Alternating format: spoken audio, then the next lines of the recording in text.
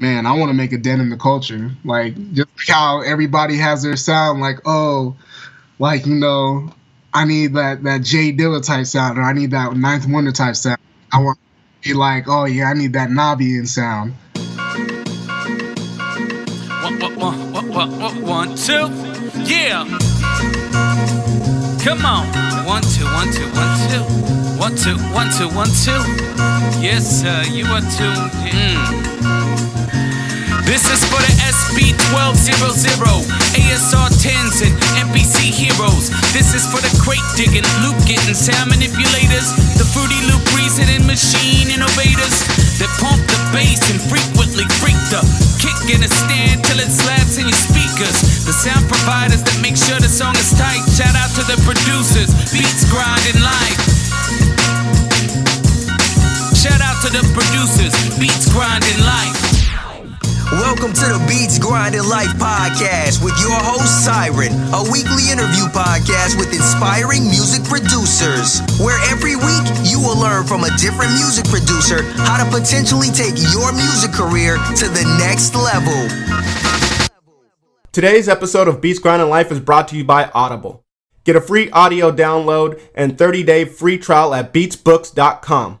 Over 180,000 titles to choose from on your iPhone, Android, Kindle, or MP3 player. Some recommended readings by past Beats Grinding Life guests like 48 Laws of Power, 7 Habits of Highly Effective People, The Secret, Tools of Titans, and The Song Machine are all available with Audible. Once again, go to beatsbooks.com to get your free book.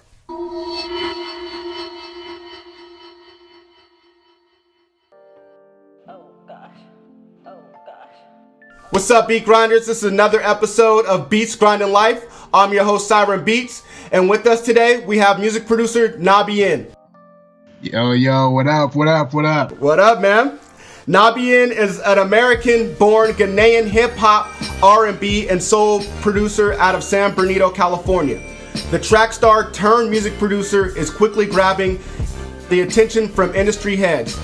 His most notable placement is with Drake on More Life. He also has placements with Murs, Maybach Music Group, Tink, G Perico, CJ Fly, BET, and more.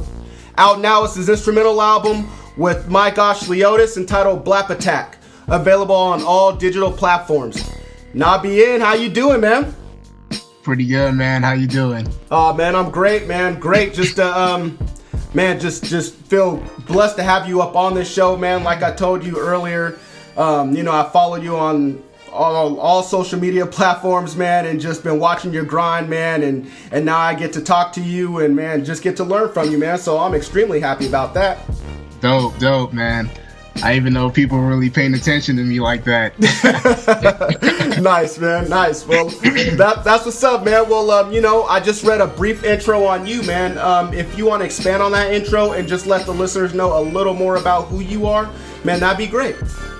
Man, I'm terrible at talking about myself, but I could try. Yeah, so as you already said, I'm from the Dino, San Bernardino, West Side, West. Nice. 1/5 of the Chill Palace. That's it's a production group with my bros, Curtis King, Oh Gosh Leotis, Captain and Villain, and me. And then also part of the Golden West. That's we were a management company, or it was my manager's management company type thing, but I think he's trying to turn it into a label, but we're still trying to figure out like the logistics of everything and how we want to move with that. But okay, yeah, it's and then also OE, of course, all my bros from the Dino that also make music, so we out here. Okay. OE Golden West. Nice, man. Nice. Well, that's what's up, man. Well, you all crewed and clicked up, man. You got.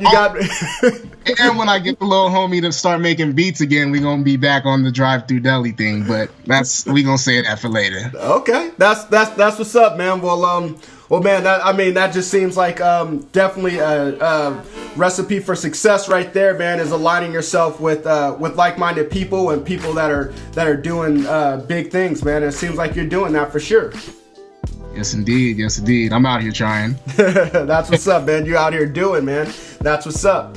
Okay, man. Well, here on Beats Grinding Life, man, we always want to start off at the beginning.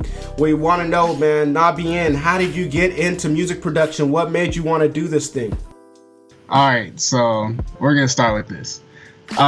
So my brother was a very well-known rapper in Ghana back in like 2000, 2001. He used to go by KG, and his group. What did he go by? KG, but his group was KGPM. It was him, and then his boy PM, the Prime Minister. Okay. And so, he moved from Africa and then came to America in 2001, 2002. Mm-hmm. Probably, I think it was 2002 because I was 11. And he bought this, he was away from his producer, so he was trying to learn how to make beats on his own and just go to like recording studios and still record his stuff. And so he bought I think it was like a Dr. Rhythm. Boss Doctor, was it made by Boss? Yeah. He bought one of those drum machines, and then he just taught me how to use it, and I used to mess around with it, just play around here and there. Mm-hmm. And then what happened? A few years later, he ended up getting an MPC 2000, and I didn't even really get to like play with it that much. That and the Dr. Rhythm ended up getting stolen. Oh. Yeah, someone broke into his apartment and stole like all the studio equipment. So then 8th grade comes around, and then he puts me on an FL Studio. Nice. And so I was just like, messing around with it, but I didn't really start taking beat making serious until I was about 16. So I think that was like around 2007. That's when I first started like making sampled beats. Okay. And that's when I realized like, like I want to do this like for sure. Like I'm trying to do this. And so that's whenever people ask me how long I've been doing it, like I really just count from the time I started taking it serious. So Okay. Well, that's what's up, man. There's a few things that I take from that, man. And I mean, the Boss Dr. Rhythm, man, that was a dope machine back in the day. That's what I started off with. There are a lot of dope drum sounds up in there, man. And man, that's a great way to start learning how to produce. Just getting the foundation down, and then to move on to the MPC, that was the next step for me. So we kind of have the same path there, man. But like a lot of people, you went from hardware to software. Was there any was it kind of a hard transition, or was it kind of smooth, or did it not even matter because you were at such a young age when you started messing around with music? Yeah, I was already super young, so I was just like, oh, it's just a new thing to learn. Right. Mm-hmm. That's really it wasn't like I didn't, it didn't go any further than that. Like, dang, like I had to go from analog and now I had to learn a whole new thing. Like, nah, because I was still trying to learn the MPC and stuff. I didn't even get enough time to actually learn it. Mm-hmm. Because it ended up getting stolen. So right. It's really just like, oh, it's just another thing to make beats with. Okay. That's really solid. Okay, and then you said sample beats was what you started off when you started off with FL Studio, right? Yes, sir. Dope, man. Dope. That's what's up. What were you sampling off of? Records or YouTube? Oh, no, I was digging it. YouTube. Nice. Finding some of mine. I had records. Mm-hmm. Like my dad had records, but I had no record player to like connect to anything. Okay. Mm-hmm. I didn't actually get like a record player until like probably 4 or 5 years ago, and that ended up getting stolen. Oh, and then I just bought a new one like yeah. Shit, man. Crazy. Yeah, it is crazy. So around what year was this that you first started sampling? 2007. Okay. Man, like back then people were like bashing people that were sampling. That was kind of like when it first started, and but I mean, like a lot of the purists that collected records and they're so against it, but I mean, digging, man, there's so many advantages to it. There's just stuff that you may not be able to find at your local record shop that you can find on YouTube, or there's like all the rare stuff, or I mean, like you could find records from Brazil, music from Brazil that, so there's so many advantages to e-dig, and I think now everybody has kind of embraced it now, but back then, it kind of was shunned upon, which is crazy, man. Man, I didn't even know that people were actually like trying to shun e-digging. I just remember everybody trying to shun FL Studio, like, oh, yep, that program is trash, this and that. But Yep, that's true. When do you think it took a turn? Because for me, I think I'm not even sure when it took a turn, man. But yeah, I just, I mean, now it seems like a lot of producers, especially a lot of the mainstream producers, are using FL Studio. Man, it's crazy because now that whole energy of FL Studio's trash moves to Ableton is like coming back. Like I've recently, like two very well-known producers had said, oh yeah, you on FL Studio, man, come to Ableton, like trust me, man. Like FL's for don't even worry about that, Ableton's where all the professionals is at and blah blah blah. But at the end of the day, it's not what you use, it's how you use it. Yep, definitely, man, definitely. That's so true. Okay, man. Well, man, the next question, and we probably already covered this, man. Just want to know what piece of equipment or software did you start off with? And it sounds like you start off with that Boss Dr. Groove, then the MPC for just a tad bit, and then FL Studio. Yeah, that's pretty much it. And then I ended up getting a 49, like a MIDI keyboard, an M Audio joint, and then I got the MPD 24. Dope. Yeah, have some pads. Yeah, that was like in high school, and then my MPD 24 stopped working, and then I bought an MPD 26, and that's what I'm still rocking with. That's what's up, man. Okay. All right, man. Well, coming up, man, I mean, who were some of the producers that inspired you? I'm pretty sure your brother was a huge inspiration on you, even though he wasn't a producer. But who were some of the other guys that inspired you and made you want to start making music? Man, Ninth Wonder. Nice. that's basically where I got my style from. Like people used to always say like, oh yeah, you sound like a baby Ninth Wonder, and I hated that compliment so much. That was like one of the many reasons why I stopped sampling. But yeah, Ninth Wonder, Dilla, MF Doom, Madlib, dope, Jesu, Boondock, Kellikowski, I can go on for days. S1, Illmind. Nice. Yeah. Okay, that's what's up, man. You know what I like about that answer is that some of those people are people that we hear very often on this show, and some of those people we don't hear at all, and so some of those guys I'm not even familiar with. That you named somebody who I've never even heard of. I don't want to mess his name up, but you said Kellikowski or? Oh yeah, Kellikowski. He's a UK producer. Okay. Dope as hell. He so back when I think it was freshman year of college, there's this thing called Louis Den, and they have this online beat battle league, and so it was a bunch of producers on there battling online, like S-Type, Civi, Evil Needle, Bug, Budgie. I don't know if Beat Butcher was on there, but I know he was somewhat affiliated with the Louis Den people, and Jesu, a whole bunch of UK producers, and all these dudes were dope. And that was another turning point in my production, because that's I started, because they used to it wasn't just sample beats, just drums and a chop sample and a bass line. Right. They were playing lead synths and keys over the samples and really taking it to the next level. And right. I never heard that listening to Ninth Wonder or Madlib and MF Doom and stuff like that, because they were just chopping samples, putting some dope beats on it in a bass line, and so that opened my ear to a whole nother world. Nice. That's what's up, man. Was it one of those moments where you're I gotta step my game up, or? Oh yeah, definitely, because I was getting my ass whooped in that league. Nice.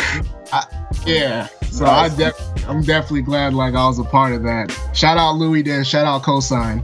That's what's up, man. That's what's up. Well, thank you for that answer, man, and thank you for talking about Louis Den, man. There's definitely some producers that I've never heard of and that I'm definitely going to look up as soon as we get off of here, man, and try to learn a little more from them. So thank you for that, man. Oh yeah, no problem.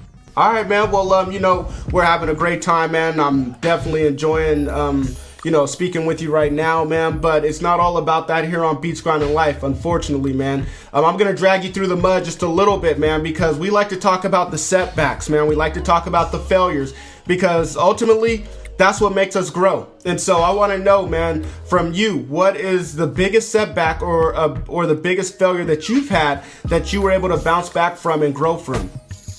Man, I think I'm still bouncing back, but my laptop, external hard drives, and backups got stolen when I was in the Bay Area last year in September. Oh. Yep.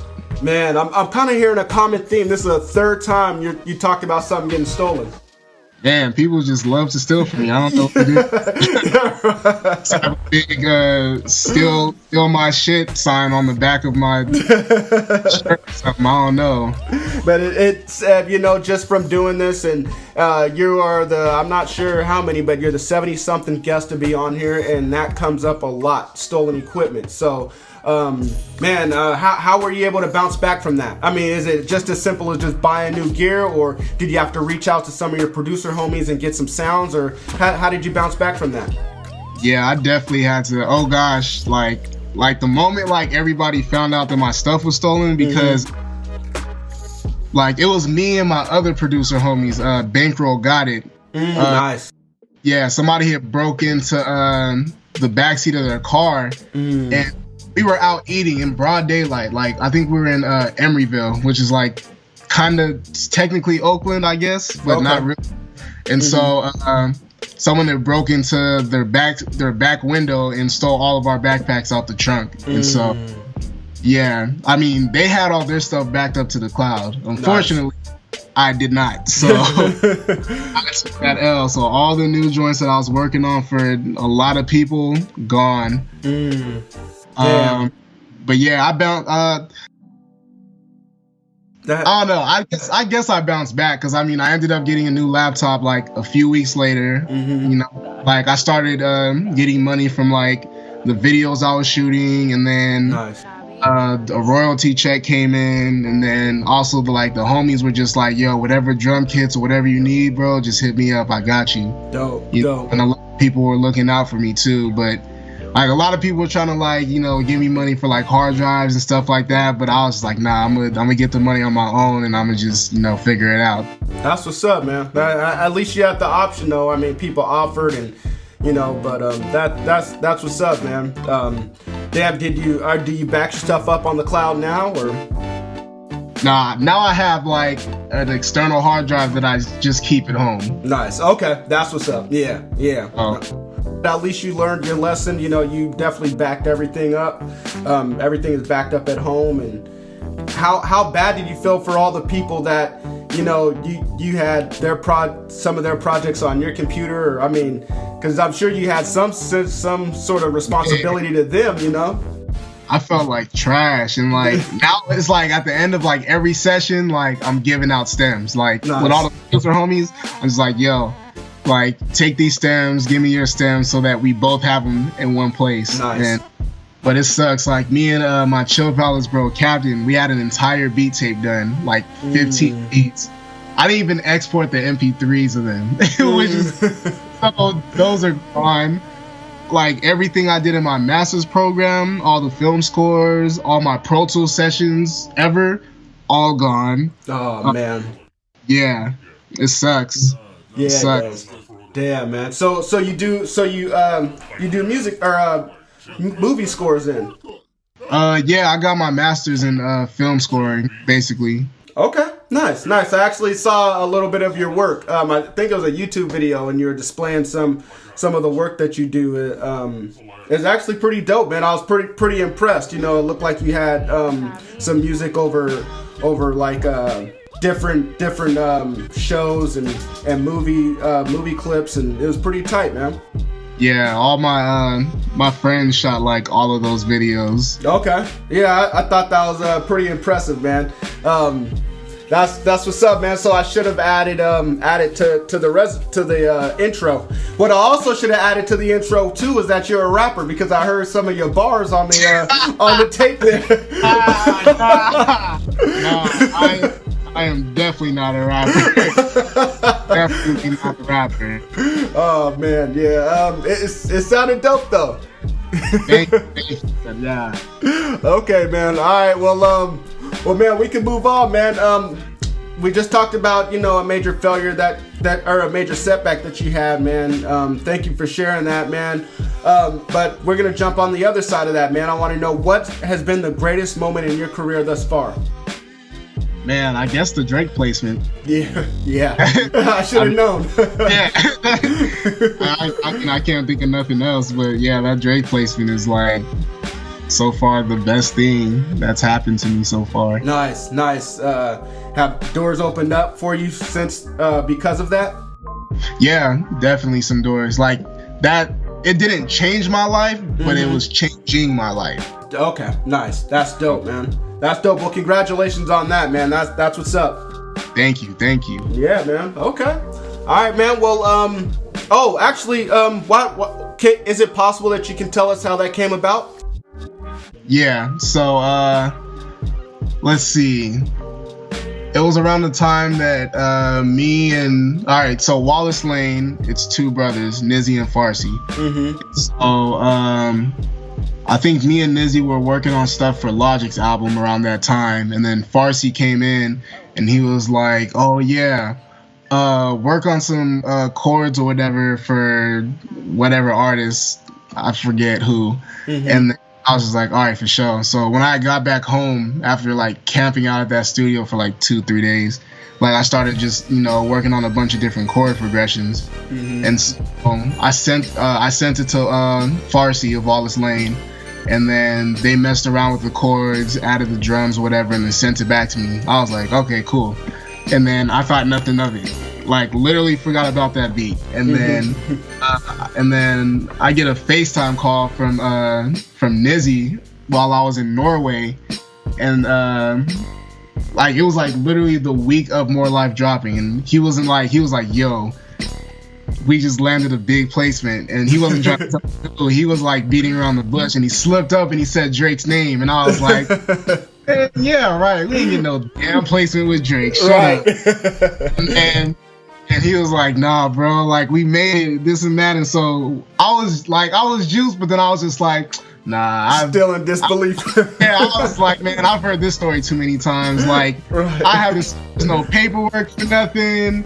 You feel me? Like, I don't really know what happened. And so, but apparently, they had sent the beat that we worked on to G-Rai, and then G-Rai stripped some stuff out and then worked on the drums some more. And then he ended up getting it to Drake because he's G-Rai is Party Next Door's main producer, I believe. And so I guess that's how it happened. Dope, man. Dope. Yeah. Man. That's tight, man. That's tight, man. I mean, that goes just to show, all the beat grinders out there, it's half of it is the music that you make. The other half is the people that you know. What you did, it went through, you made the beat with someone, sent it to someone, that ended up getting to Drake, and that's, you just can't sit and make music all day long thinking something's gonna happen. You have to cultivate relationships, man, and that's what's up, man. Right. Dope, man. Dope. Well, that's what's up, man. Once again, congrats on that, man. I know it's definitely taking your career to the next level, man, and so that's what's up, man. Well, here on Beats Grinding Life, man, we are all striving for greatness, man, and you are definitely on your way there. You just exemplified that with your last answer to the last question, man. So we want to know, man, what does a typical day look like for you? Because they say if you emulate great people, then you will become great. So we want to know, what does a typical day look like for you, so maybe we can structure our day kind of like yours. Man, I just wake up and make beats. Nice. Wake up, make beats, or I wake up, get a call, come to the studio, drive all the way out to LA, sessions up there, And then sometimes if I'm too tired to drive home, I just stop by my studio because it's like sort of the halfway point. Okay. And I just chill there, rest for a little bit.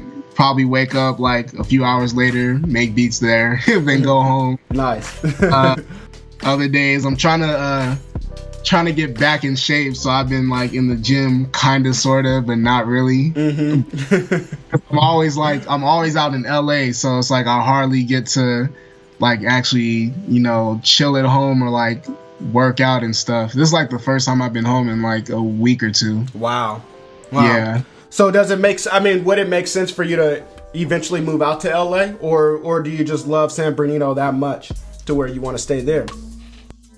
I definitely don't like San Bernardino, and I'm definitely never moving to LA. The plan is to move to Pasadena, which is like 20 minutes outside of LA. Okay, dope. Yeah, because I can't. LA is too expensive. There's traffic everywhere, and there's like barely anywhere to park. So those are like the three factors that are keeping me from moving to LA. Damn, that sounds like how Portland is becoming. I mean, Portland is almost just like that, man. I mean, where it's gentrified, and so everywhere is expensive to live, and it's just becoming crowded. So I guess, yeah, that's crazy, man. So I can definitely understand where you're coming from with that.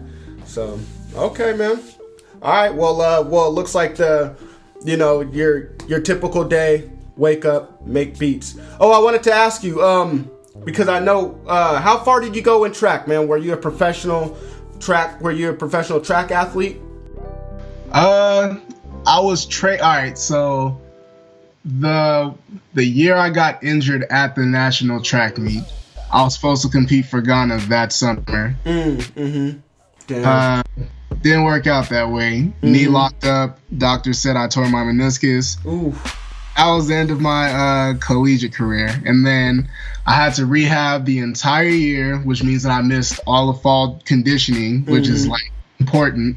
Right. And then I was still training, like, I don't know if to call that semi-professionally or professionally, but I was still training so I could get my mark to make the team. Right. But it was just too much stuff just going on at that school, and stuff was going on with it was some crazy stuff popping off. Like it was just some crazy stuff. Just the track team, the coaches, the weightlift, like I can't even really speak on it, but right. Yeah, but basically all the stuff that went down prevented me from like working out with them, because it ended up being a situation where it was like, well, if you're not part of the team, you can't work. So literally me and another athlete who was training professionally couldn't really practice with them anymore. Damn. So that's crazy.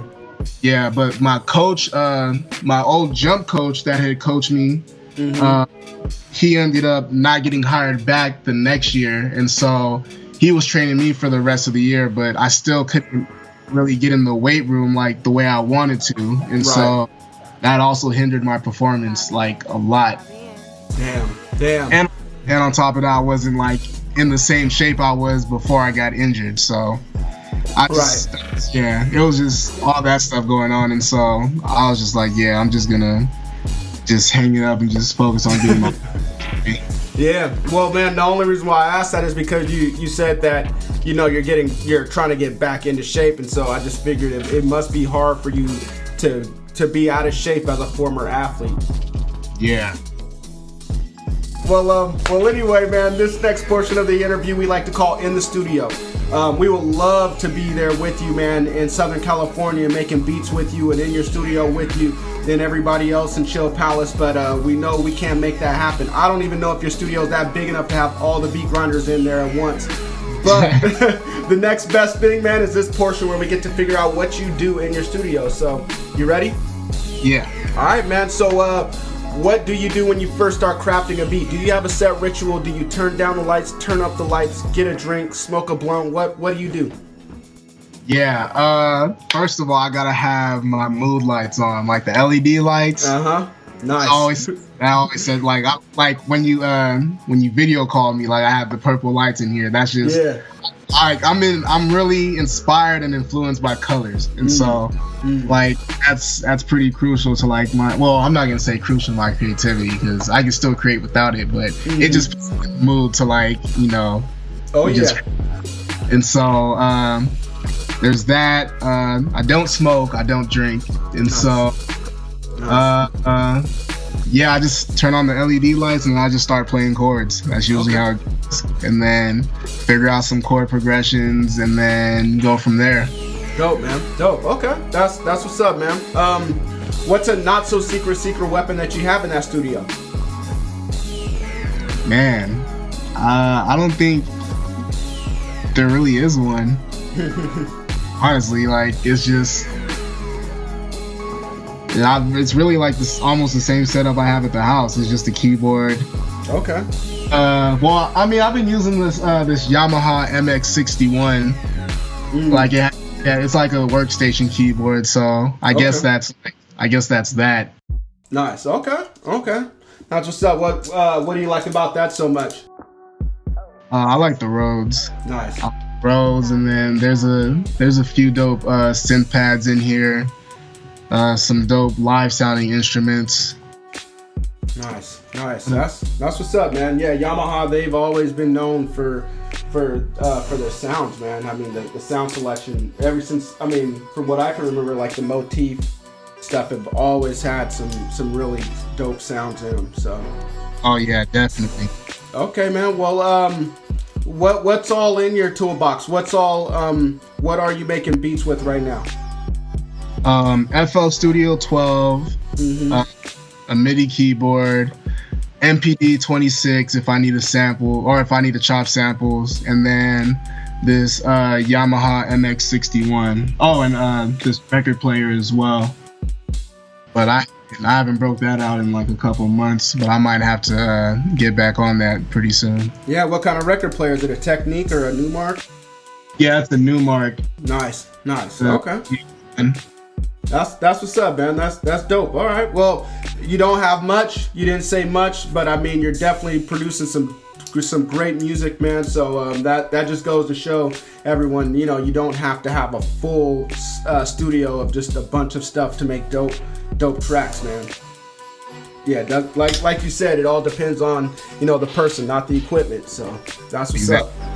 Okay. All right. Well, Beat Grinders, if there's anything that you found interesting that Nabeyin mentioned, you guys definitely go on the website, look under Nabeyin show notes, and I will have a link to everything that he just mentioned. So, all right, man. This next portion of the interview I like to call In the Mix. We're just going to speed things up a little bit. It's like rapid fire. But if you need to take your time to answer a question, man, that's definitely okay with us. So, you ready?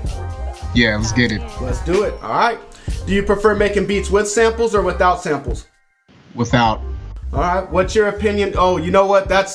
I'm gonna take up some time here. I just find that interesting, man, because you said without, but you started making beats with samples. How did that transition happen? Did it all start with the whole Ninth Wonder comparison?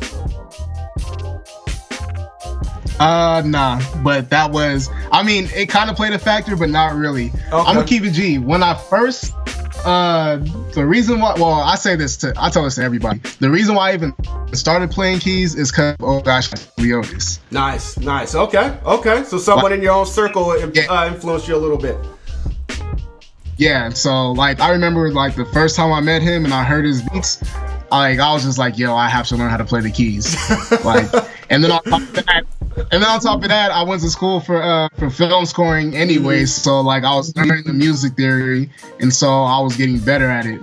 Dope. But yeah, oh gosh is like the reason why I play keys. I remember Bruce Johnson, or he goes by Bruce 24K. He produced for like Snoop, Short, and a bunch of people, but he taught me the C minor scale because like I really like West Coast beats, right? But he was like, oh yeah, it's just the C minor scale, and then he taught me that.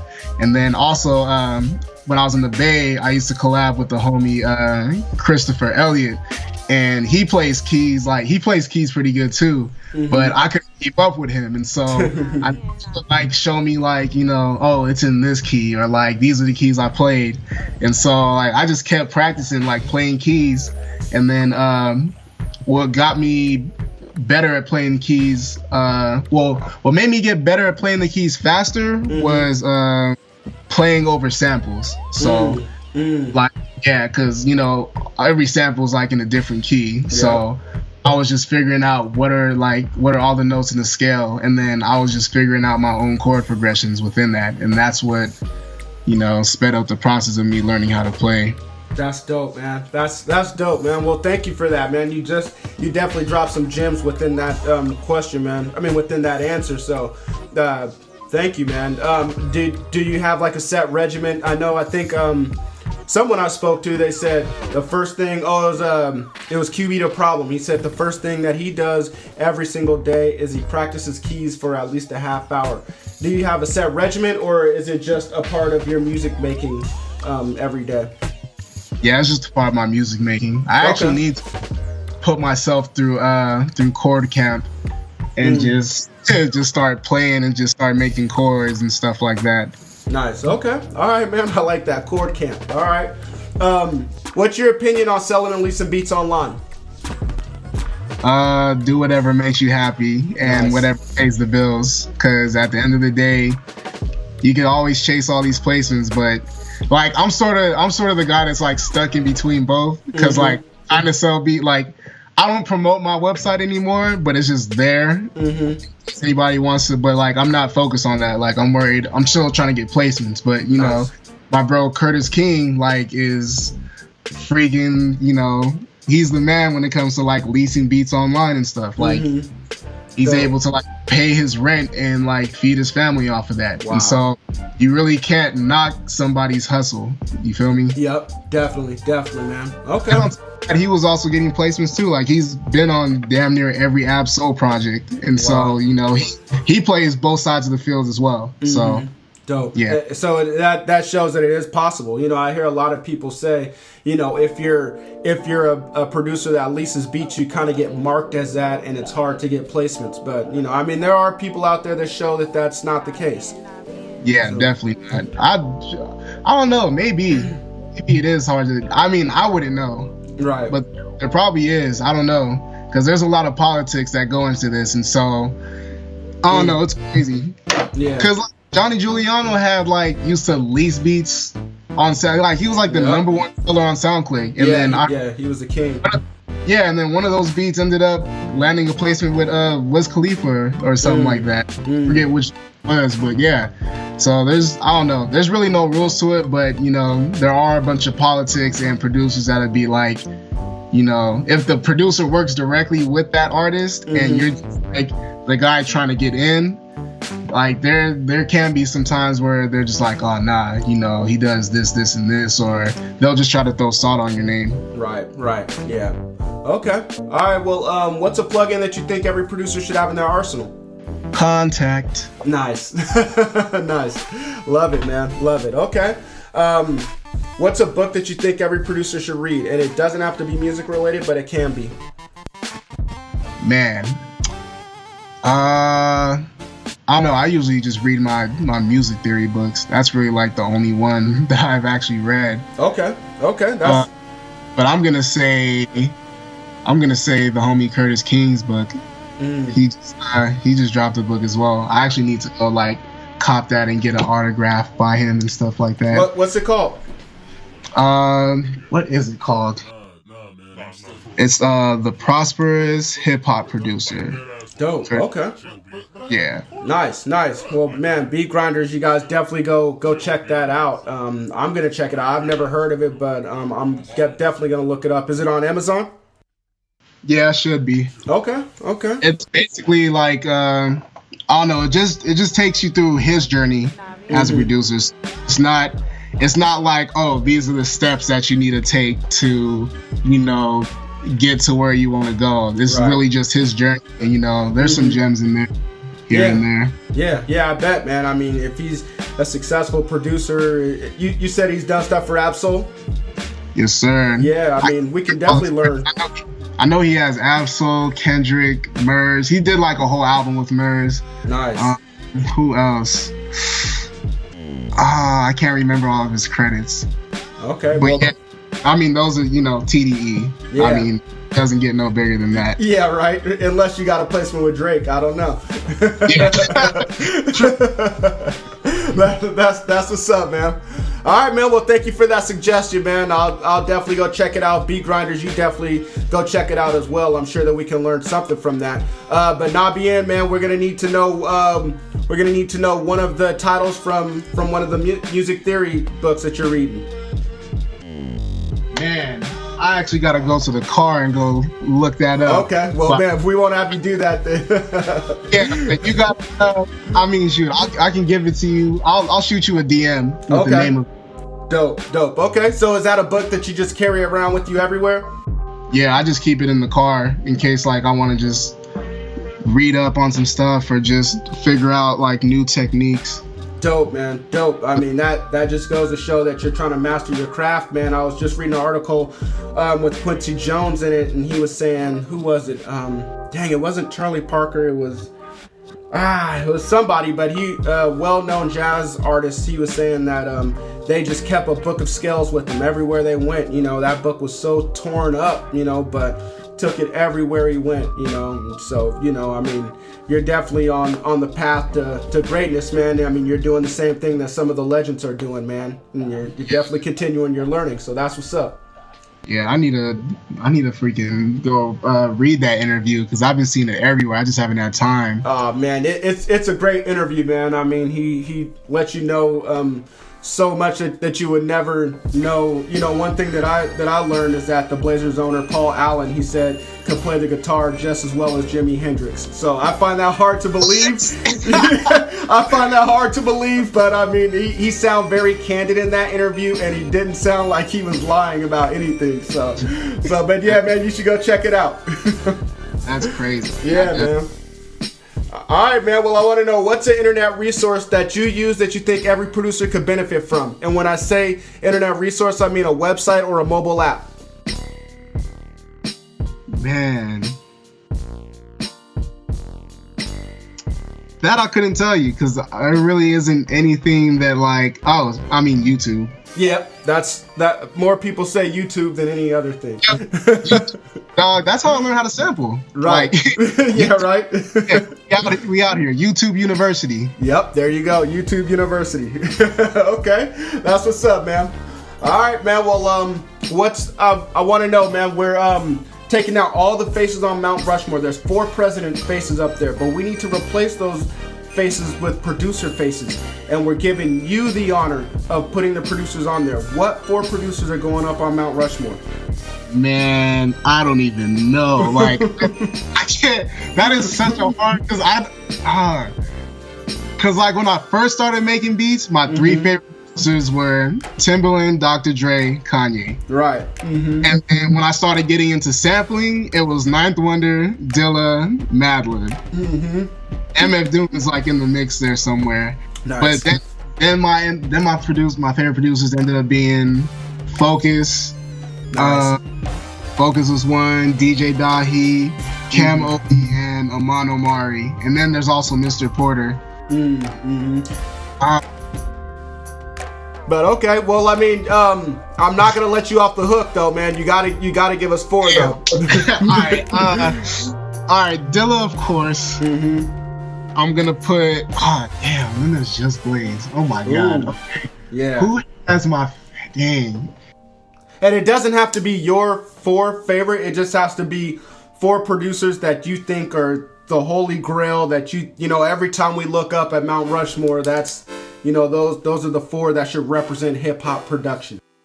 Oh, that makes it all right. That makes the choosing easier then. Pharrell, Dr. Dre, Kanye, and Dilla. Nice. Man, I'm not upset with those at all. I think that definitely is a great Mount Rushmore right there, man. I mean, wow, damn. Okay, yeah, can't go wrong with that. A lot of those names have been mentioned. All those names are mentioned on here all the time. and they're mentioned for a reason, man. Those are 4 GOATs, you know, 4 of the greatest, man. So that's what's up, man. Okay. Well, thank you for that, man. No problem. Okay, man. Well, I want to know, I want you to imagine, man, that you just woke up from a dream. And in that dream, you had the perfect studio session. In that perfect studio session, you have 1 artist, 1 co-producer to go along with you, 1 engineer, and 1 random person. Who are those 4 people going to be, dead or alive? Let's see. 1 artist? Yep. Okay, Nas, because that's my favorite rapper. Nice. And then the co-producer, Oh Gosh Leotis. Nice. Okay. The 1 random person, my brother. Okay. And then engineer, shoot, I don't really. What engineers? Let's go with. It's gonna be out of either Young Guru or. Let's go with Dre. Okay. That's what's up, man. I mean, Dre serves, he can wear multiple hats, you know. I mean, he can definitely be your engineer. He could be the 3rd producer, you know, or you guys can put him in the booth too, you know. So that's what's up. Not a bad person to have in there, man. That's what's up. Nas in the booth. I can definitely hear him rapping over you guys' beat, you and Oh Gosh's beats after hearing you guys' instrumental album. That's what's up, man, and to have your brother there witness it all, that's perfect, man. That's what's up. And you know, that's, I mean, all those guys are still doing their thing, man, and so it's not far-fetched, man. Maybe it could happen one day. Man, I just gotta get something with Nas before he retires. Yeah, right. Him, Busta Rhymes, and Exhibit. Those are like the 3 rappers. Those are the 3 rappers I have to produce for, because at like certain points in my life, like those 3 were my favorite rappers. That's what's up, man. That's what's up. When was Exhibit your favorite rapper? Like around what time frame? What album?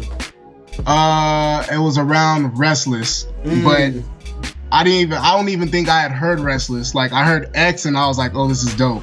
And then I remember I was in the 5th grade and Tony Hawk Pro Skater 3 came out, and so he had this song on there called Paparazzi, and that was off of the Speed of Life album. Yep. And then my brother was like, yo, where is it? He was like, he was so juiced because like he had the album when it first came out. Yep. But he let his friend borrow it and he never saw it again. This is back when he was in Africa. And he was like, yo, dog, this was like one of my favorite hip hop albums. So like literally the next day he went out and bought it.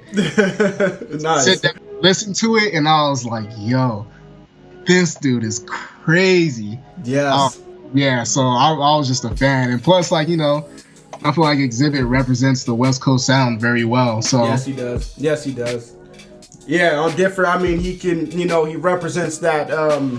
I mean, he showed his versatility throughout his career. You know, he started off with the Liquid Crew, you know, and had the whole like kind of underground backpack West Coast sound with him, and then, you know, also went over with Dre's camp and had that traditional more West Coast sound with him with that, man. And so he's definitely very creative. I mean, versatile, very lyrical as well, man, and that's why he's up there for me as well, man. So I can definitely understand why you said him, Nas, and Busta, man. I mean, those are 3 lyrical beasts right there, man.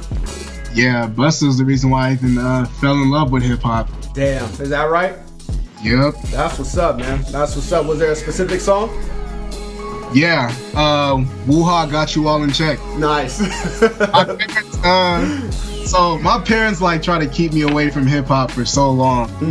I don't know why. So like literally when I was growing up, like the only thing I listened to was Michael Jackson, Jackson 5, and like other Motown artists. So I was waiting for Celebrity Deathmatch to come on one day on MTV, and then like that music video came on, and I was like, "Yo, what the hell is this?" Like, and like I just wrote down the name, and like I would always just like watch MTV, like just to wait for that video to come on, and then I ended up getting the Extinction Level Event album. Nice.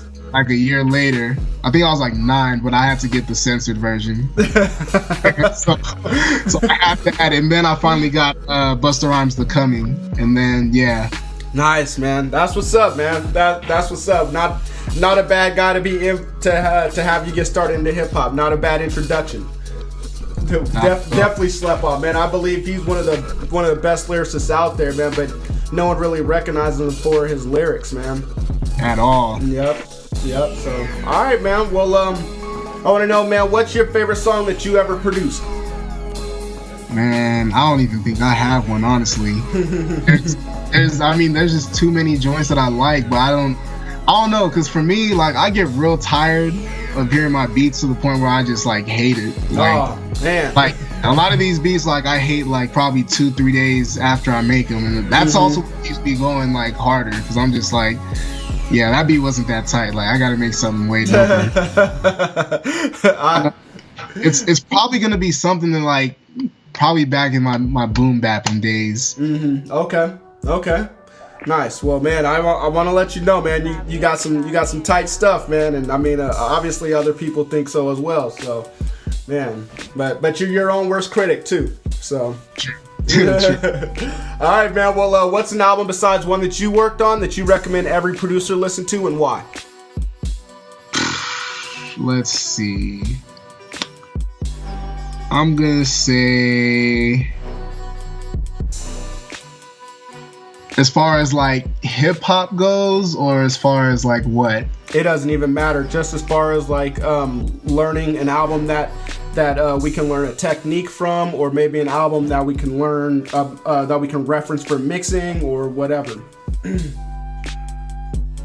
Man, as far as music composition goes, I'm gonna say, all right, as far as music composition goes, I'll probably say Thriller. Or Off the Wall by Michael Jackson. As far as sampling goes, I don't know, because I feel biased, because I mean, Fantastic Volume 2 is just a dope album just in general. I mean, Dilla had like a completely different ear for when it comes to chopping samples, so yeah. I say for samples that for West Coast type beats, probably Restless, Sip It, and for, I don't know, I think those are the only references I can think of right now. Okay, well that's good enough, and that's a great start for us, man, to check those albums out. And Nas is still Matic album. Nice. Okay, that's what's up, man. That y'all for sure gotta listen to that album if you already haven't. Yeah, right. Okay, all right. Well, that's what's up, man. I mean, like I was saying, man, those are definitely. Think you named 5 albums. Those are 5 albums that definitely that we can get started on and definitely learn from. All those are classics, man. Thriller has been named on here so many times, man, and for so many great reasons, you know. And then all the other ones that you named, man, we can definitely learn something from. So thank you for that, man. No problem. All right, and Beat Grinders, if you guys need to know how to find those albums, definitely I'll provide the links in the show notes, so you can definitely check it out there on the website. So, all right, man, if you woke up tomorrow and you lost everything that you had, sounds like we've already been down this path. Sounds like you already told this story. Man, I don't even want to. You don't want to go back to that. Yeah, I don't even want to go with this question, dog. I can't take another one of those. Oh, man. I'm sorry to do this to you, man. I'm sorry, man. But we just want to learn a little more about your experience, man. So I want to know, man, if you lost everything that you had, except for your knowledge and $1,000, what would you do in the next week to restart your career?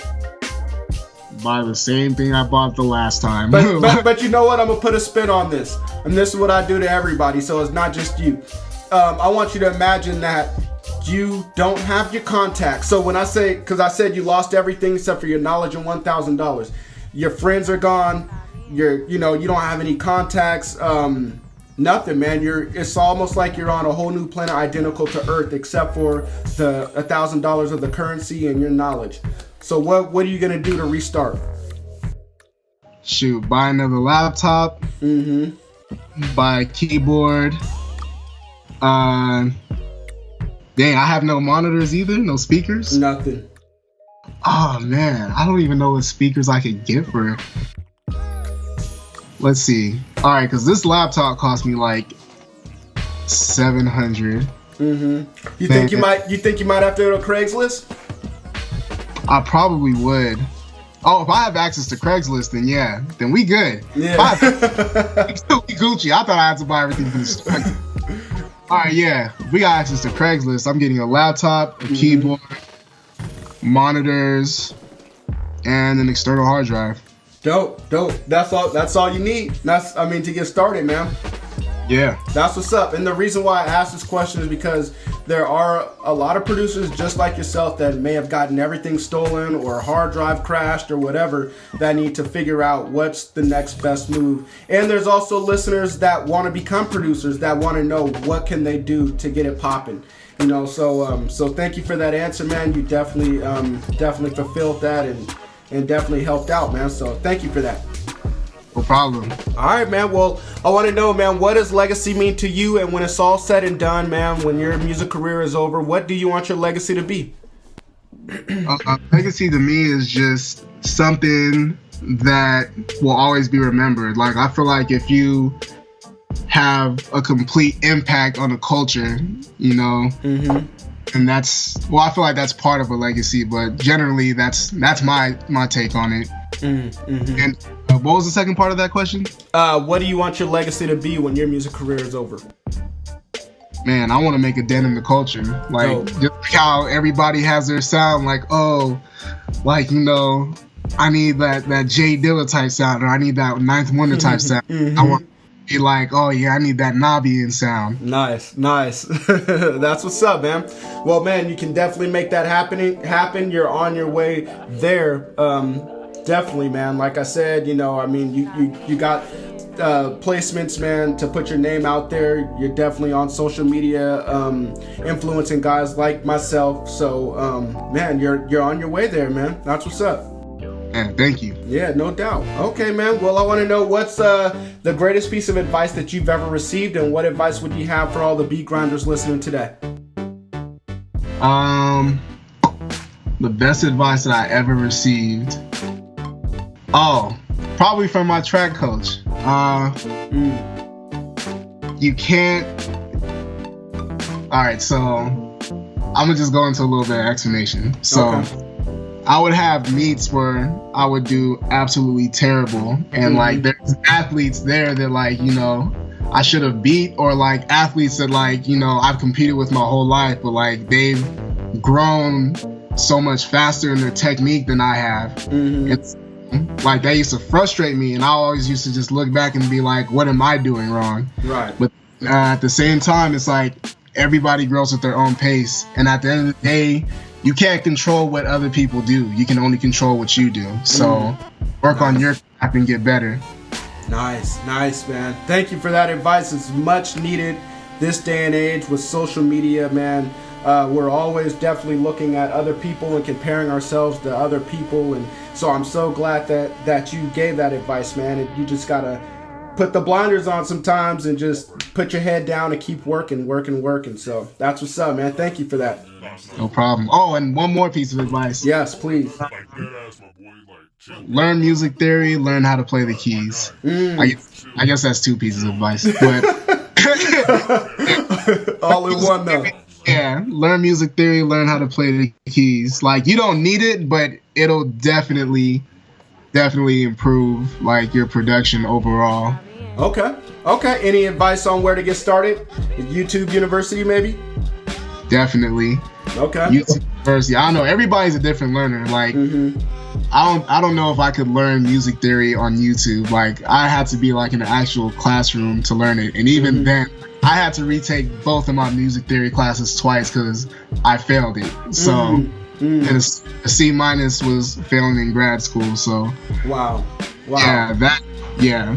So, but I'm glad that definitely glad that I know some music theory at least. Well, yeah, that's what's up, man. Well, thank you for that advice, man. I know I need to definitely learn both. You know, I mean, I'm okay on the keys, but I'm nowhere close to your level, or you know. So I mean, it's all a learning process. I'm nowhere where I want to be either. Right. For sure, man. For sure. Okay. All right, man. Well, man, we made it to the end, man. So, just want to know if there's anything that you missed out on. Here's your chance to let the listeners know. And also, if there's anything that you want to plug, maybe like your new beat tape, please let the beat grinders know where they can get that, and also let them know how they can contact you if you want to be contacted. Yeah, so I'm on Instagram and Twitter is at Nabeyin, Nabeyin. That's on Instagram and Twitter. Go get that Blap Attack instrumental album. Yeah. Me and my Oh Gosh Leotis. Nice. I like his Twitter too, and his Instagram. It's OHGOSHLEOTUS. Nice. That's what's up, man. Yeah, you guys definitely go get it, man, because get to definitely hear Nabeyin spit some flame, man, and you might not get to hear that very often, so. It's a very, very rare occasion. That's what's up, man. Okay. All right, man. Well, I want to thank you for coming on, man. I appreciate it, man. You've definitely been a great guest, man. Definitely, we learned a lot from you, man, with in this interview. So thank you. Appreciate it. Man, no problem. Thank you for having me. No doubt. Okay, and Beat Grinders, you guys, thank you for tuning in to another episode of Beats Grinding Life. Really appreciate it. And if you guys found the show of value, which I'm pretty sure you did, make sure that you share it on all social media platforms. Tag me and also tag Nabeyin just to let us know how much you guys appreciated it. Also rate and review this podcast on iTunes and any other platform that you're listening to it on, like SoundCloud or Spotify or whatever. And you guys know how it goes down. You've been mentored this week by Nabeyin, so you guys consider yourselves very lucky, and keep continuing to make beats, stay on your grind, and live life. All right, y'all. Peace.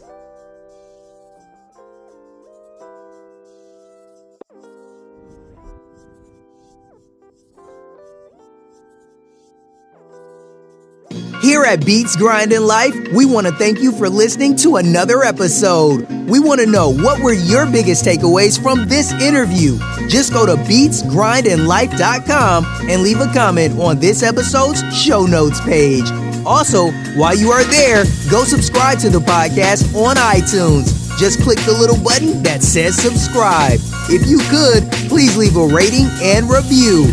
Rating and reviews are the best way to show your appreciation, because it helps more people find out about the podcast. So until next week's episode, keep grinding.